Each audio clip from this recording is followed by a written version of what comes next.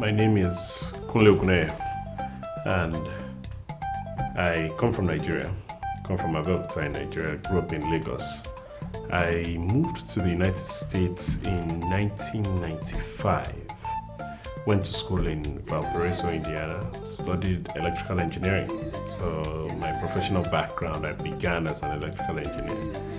But shortly thereafter, once I graduated from college in 97, I began working as a computer programmer in Iowa in a company called Principal Financial Group.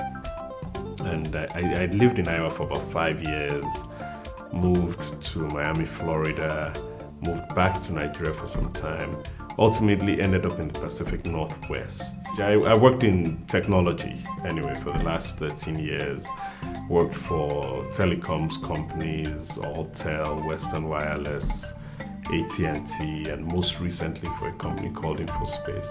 So my background had always been technology, but really there was a side of me that loved the theater.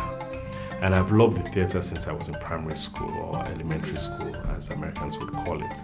And I participated in plays in the school end of year production, and I always had very significant roles in the plays. I remember in one play I was in Oliver Twist.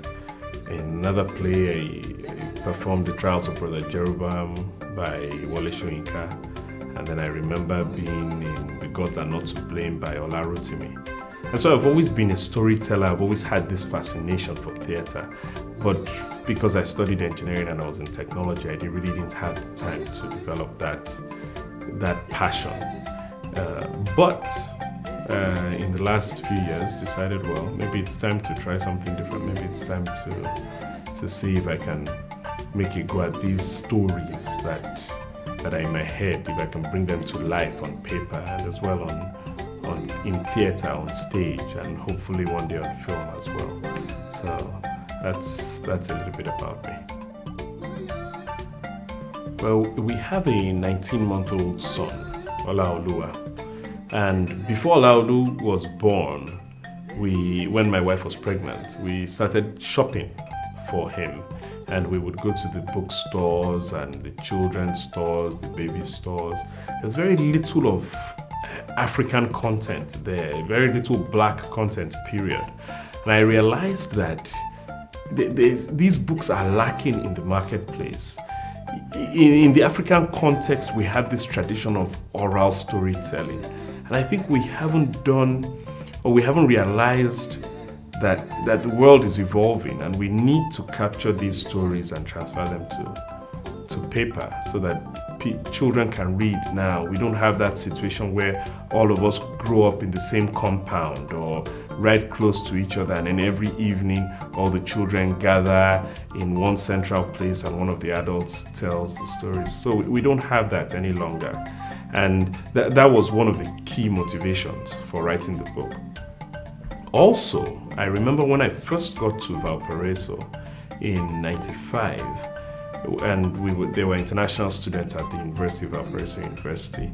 There was students from Africa, all various countries in Africa, Botswana, Nigeria, Sierra Leone, Senegal, all over. And students from the Middle East, students from Asia, Korea, Japan, China. The elementary schools would ask us to read stories to the children, to come to their schools and tell the children about what countries our countries and where we came from. And I would remember telling the stories, these folk tales to the children, and they would be so excited. They would just love the stories. And so I kept it at the back of my mind that, well, maybe one of these days I'll write a book and share these stories with the kids. And so 15 years on, or 13, 14 years on, having the birth of my son, I remembered the fact that I had these stories, and I always thought that I would write a book. And so everything just sort of converged and came to a point where I felt like, yes, it's time. So that's what motivated the book. And I really do want to share the beauty of Africa, because the media portrays Africa in mostly a negative light. There's always a war, there's always famine, there's always something going on, corruption, suffering. And while that is true, it's not all of Africa. And I don't want our children, whether they be African children, African American children, whether they be Caucasian, Asians, I don't want them to just have this negative view of Africa. I really want them to appreciate Africa from a holistic perspective, the good, the bad, and the ugly. So that's where Sekula, the spider, and Harambe, the hippo, come in. They're going to be a portal to Africa.